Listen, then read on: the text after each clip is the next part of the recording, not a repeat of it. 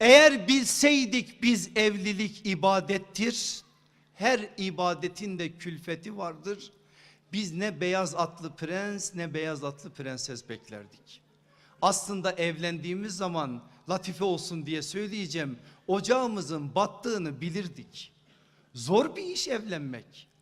Hukuku bildiğin zaman, evlenme adına Allah sana ne yüklemiş bunu bildiğin zaman bambaşka bir hale girersin. Allah Resulü aleyhissalatü vesselamın söylediklerinden bir şey söyleyeceğim size.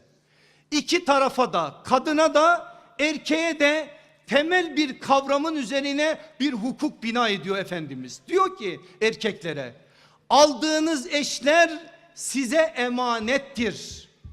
Emanete ihanet nedir?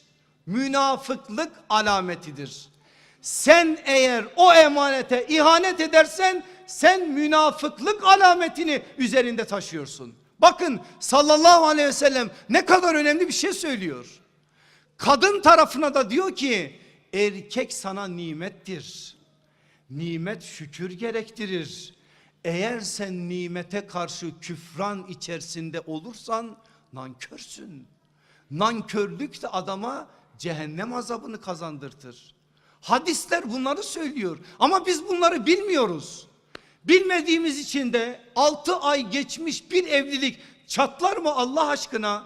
Kaç tane ben 3 ay 6 ayı daha bitirmemiş gencecik insanların evliliklerini bitirmek için yanıma geldiklerine şahit oluyorum.